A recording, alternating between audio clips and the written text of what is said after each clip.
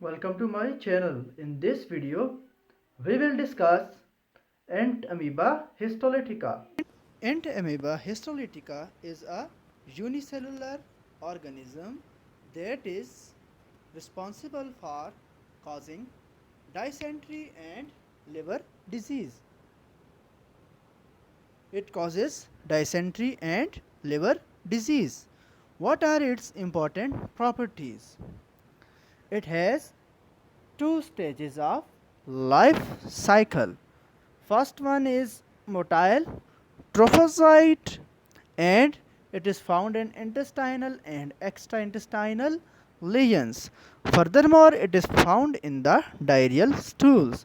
The non-motile cyst is the second stage.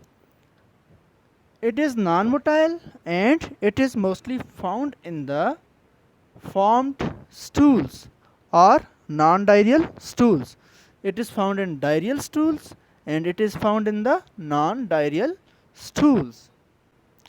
The cysts can easily be killed by the boiling. We will try to discuss the life cycle and pathogenesis of Entamoeba histolytica in this diagram. Entamoeba histolytica is transmitted by the fecal oral route. It can be transmitted by the anal oral route in the homosexuals. In the first step, the cysts are present in the feces and can contaminate the water and food. Now, this contaminated water and food that contains the mature cysts enters the body through oral route, and from here it goes down to the intestine. In the intestine, one cyst gives rise to 8 trophozoites. And how many nuclei the cyst contains? 1, 2, 3 and 4. 4 nuclei are present in the cyst, while the trophozoite contains only 1 nuclei. So, one cyst forms 8 trophozoites in the intestine. From the intestine, the flask-shaped ulcers are formed, and from these ulcers, the trophozoites extend through the portal circulation into the liver. In the liver, hepatic abscesses are formed, and then from the liver, the organisms can ascend to the lungs by passing the diaphragm. Then finally, the trophozoites and cysts can pass through the stools and the cycle begins again. This is about the pathogenesis and the life cycle of Entamoeba histolytica. Now, what are the clinical findings? In acute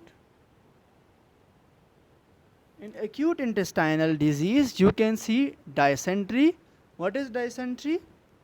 It is the blood and mucus containing diarrhea, abdominal discomfort and flatulence. While in chronic intestinal disease, diarrhea, weight loss, fatigue and amoeboma. This is granulomatous lesion. Where it forms in the cecum and colon. So, diarrhea, weight loss, fatigue and amoeboma can be seen in the chronic intestinal disease. What happens when it ascends from the portal circulation into the liver? It forms the liver abscesses. Pain in the upper right quadrant is observed by the patient. Weight loss, fever and hepatomegaly are the clinical symptoms. This infection can ascend to the right lobe abscesses can ascend into the lungs. So, lung abscesses can also be formed. Furthermore, brain abscesses, here you can see, brain abscesses can also be formed. These are the clinical findings with Entamoeba histolytica infections. Now, what is the lab diagnosis?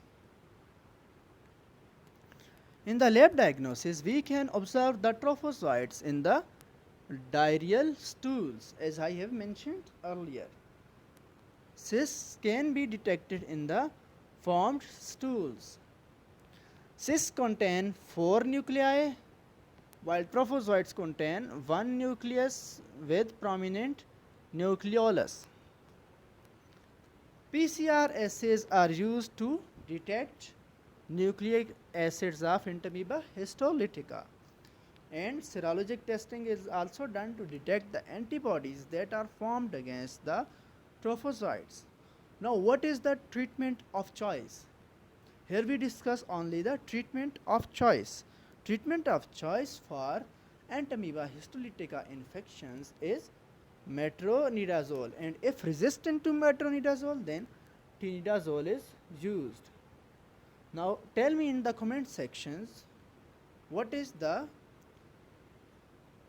famous name of metronidazole.